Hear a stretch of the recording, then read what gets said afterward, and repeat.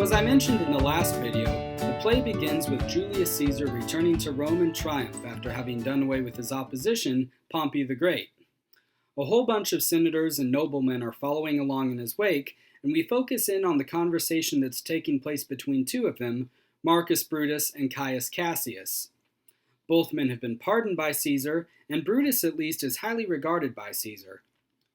Cassius notices that Brutus is kind of sullen, not really taking part in any of the merriment that's going on around him, and asks him what's wrong, mentioning that lately it seems like Brutus isn't being his usual self, isn't being as friendly toward him as he used to be, and in general, acting weird.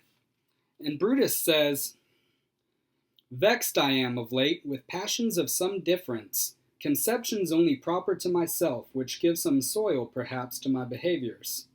But let not therefore my good friends be grieved, among which number, Cassius, be you one, nor construe any further my neglect than that poor Brutus, with himself at war, forgets the shows of love to other men." Notice the expressions that he's using. He's at war with himself. He's vexed with opposing passions.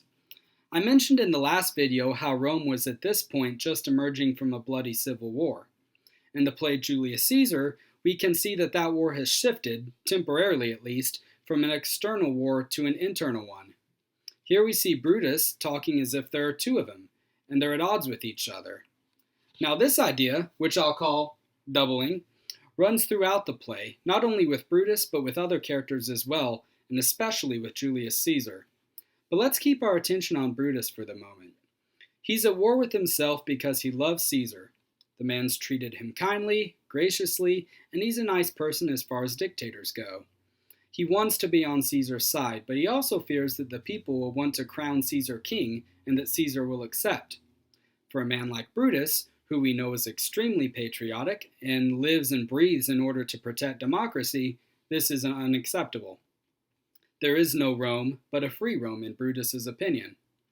And this is partly because of his own personal convictions, but also because he had a legacy to live up to. One of his distant ancestors was the one responsible for overthrowing the ancient tyrannical kings the Tarquins and establishing Rome as a republic. To sum up all that history, I'll read you the opening lines from the chapter about Brutus's life in Plutarch's Lives, which we talked about in the last video. Plutarch begins this section by saying, "Marcus Brutus was descended from that Junius Brutus to whom the ancient Romans erected a statue of brass in the Capitol among the images of their kings, with a drawn sword in his hand, in remembrance of his courage and resolution in expelling the Tarquins and destroying the monarchy. But that ancient Brutus was of a severe and inflexible nature, like steel of too hard a temper, and having never had his character softened by study and thought, he let himself be so far transported with his rage and hatred against tyrants that, for conspiring with them, he proceeded to the execution even of his own sons. But this Brutus, whose life we now write, having to the goodness of his disposition added the improvements of learning and the study of philosophy, and having stirred up his natural parts of themselves grave and gentle by applying himself to business and public affairs, seems to have been of a temper exactly framed for virtue. Insomuch that they who were most his enemies upon account of his conspiracy against Caesar, if in that whole affair there was any honorable or generous part, referred it wholly to Brutus, and laid whatever was barbarous and cruel to the charge of Cassius, Brutus's connection and familiar friend, but not his equal in honesty and pureness of purpose." So, now that that republic is in danger, Brutus sees it as his duty to defend what his ancestors built. And we see Cassius appealing to that history, prodding Brutus to live up to the name of his ancestor. So after Cassius has not so much planted the idea that he needs to kill Caesar in his mind as to give him encouragement and pledge support, Brutus's war within himself intensifies. Later on that night, he's walking around in his garden because, as the play makes clear, he's an insomniac, and he's pacing back and forth and mumbling to himself. And he says, "Since Cassius first did whet me against Caesar, I have not slept. Between the acting of a dreadful thing and the first motion, all the interim is like a phantasma or a hideous dream. The genius and the mortal instruments are then in council, and the state of man, like to a little kingdom, suffers then the nature of an insurrection. So this is similar to the hesitancy that the character Macbeth feels when he's debating whether or not he wants to kill his sworn king. But Brutus and Macbeth are acting from very different motives. Macbeth wants to become king, and Brutus doesn't want there to be any king. Now, for the last reference in the play to Brutus being split in two, we have to skip way forward, almost to the very end. After Brutus commits suicide to prevent himself from being captured by the enemy, which we'll talk a whole lot more about in a later video, his body is discovered by Octavius and Antony and those he had been fighting against. And one of Brutus's captured friends asks another friend of his, Strato, where Brutus is, because he doesn't recognize him lying on the ground dead. And Strato says, Brutus is free from the bondage you are in, Messala. The conquerors can but make a fire of him, for Brutus only overcame himself, and no man else hath honor by his death. In context, of course, he's talking about suicide, but the phrase Brutus overcame himself nicely sums up this internal conflict that we've seen happening with Brutus throughout the play. Cassius is another character who talks like this. Let me find where I'm at here. Okay, here we go. He's talking as if he's been doubled. Going back now to the beginning of the play, when he hears that the people intend to crown Caesar king, Cassius draws a knife and says this, I know where I will wear this dagger then. Cassius from bondage will deliver Cassius. Therein, ye gods, you make the weak most strong. Therein, ye gods, you tyrants do defeat. Nor stony tower, nor walls of beaten brass, nor airless dungeon, nor strong links of iron can be retentive to the strength of spirit. But life, being weary of these worldly bars, never lacks power to dismiss itself. If I know this, know all the world besides, that part of tyranny that I do bear I can shake off at pleasure.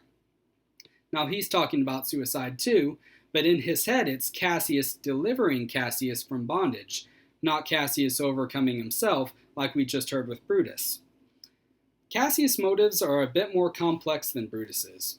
On the surface he wants the same thing. He doesn't want to see Caesar crowned king. But whereas Brutus doesn't want Caesar to be king because he wants the Roman people to be free, Cassius doesn't want Caesar to be king just because he himself doesn't want to have to be in bondage or subservient to someone. The Roman people don't really seem to enter into his train of thought much, and it's strongly implied that he's jealous of Caesar, which we'll see more of in a minute. I said that the idea of doubleness is particularly apparent and important in respect to Julius Caesar. And that's because although we see Brutus and Cassius talking like this, for the most part they don't really personify these two halves into which they've divided themselves. With Caesar, on the other hand, the case is different. It's made very clear that there are really two Caesars, the mortal man, and then the idea that Caesar has become, a deity. And to say that a ruler back in Rome was deified or is worshipped like a god isn't an exaggeration.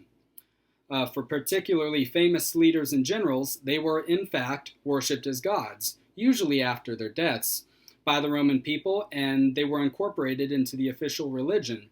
They would have their own temples and priests. But Shakespeare takes pains in the first three acts in which Caesar is still alive to make sure that we know he's mortal. And more than that, he's not in the best health. And this is one of the things that makes Cassius so jealous and mad, because he sort of grew up with Caesar. He knows that he's mortal, and he doesn't understand why suddenly Caesar should be perceived as a god. When he's talking to Brutus in the beginning there, he says, I was born free as Caesar, so were you. We both have fed as well, and we can both endure the winter's cold as well as he. For once, upon a raw and gusty day, the troubled Tiber chafing with her shores, Caesar said to me, Darest thou, Cassius, now leap in with me into this angry flood and swim to yonder point? Upon the ward, accoutred as I was, I plunged in and bade him follow. So indeed he did. The torrent roared, and we did buffet it with lusty sinews, throwing it aside and stemming it with hearts of controversy. But ere we could arrive the point proposed, Caesar cried, Help me, Cassius, or I sink. I, as Aeneas, our great ancestor, did from the flames of Troy upon his shoulder the old Anchises bear, so from the waves of Tiber did I the tired Caesar. And this man is now become a god. And Cassius is a wretched creature, and must spend his body if Caesar carelessly but not on him. He had a fever when he was in Spain, and when the fit was on him, I did mark how he did shake. 'Tis true, this god did shake. His coward lips did from their colour fly, and that same eye, whose bend doth awe the world, did lose his lustre. I did hear him groan, aye, and that tongue of his that bade the Romans mark him and write his speeches in their books, alas, it cried, Give me some drink, Titinius, as a sick girl. Ye gods, it doth amaze me, a man of such a feeble temper should so get the start of the majestic world, and bear the palm alone. So there's a lot of stuff to take in there. But notice that this man is now become a god, and how he did shake. 'Tis true this god did shake. There's sort of an unconscious admittance here by Cassius that it's already too late. Caesar has already become a god, something larger than life, but in spite of that, he's still vulnerable because he's still tied to a mortal body. And it's this larger than life thing, this idea of Caesar, that Brutus and Cassius want to get rid of.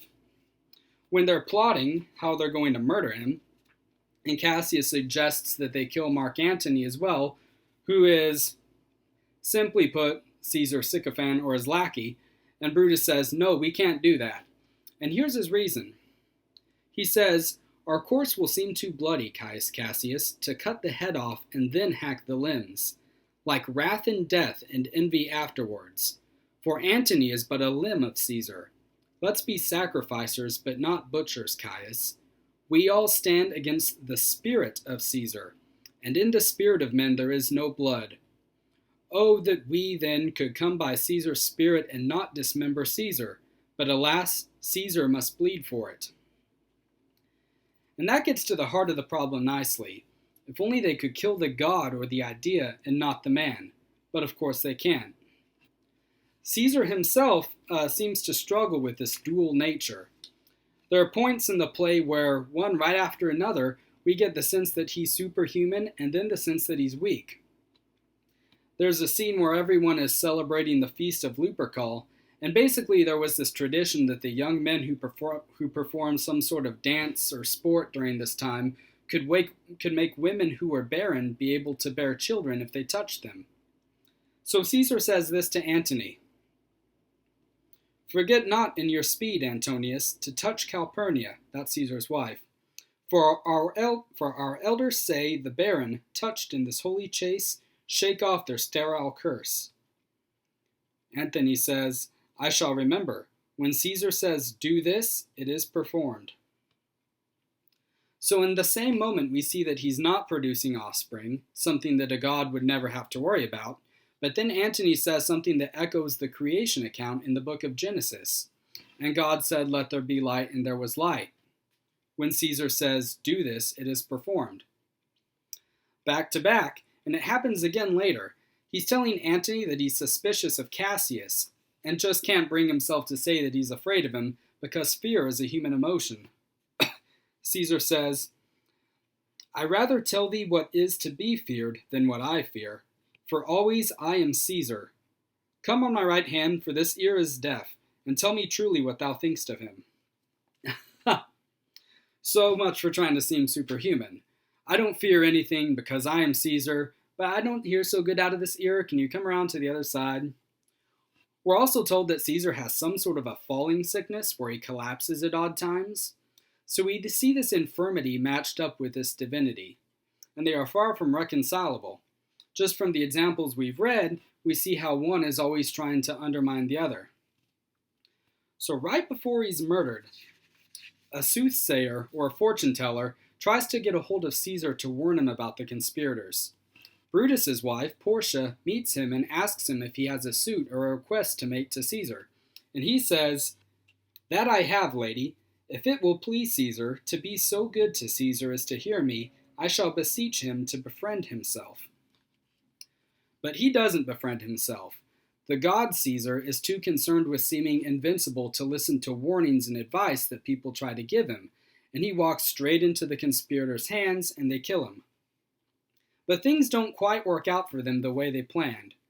Brutus and Cassius killed Julius Caesar the man, but the idea lives on.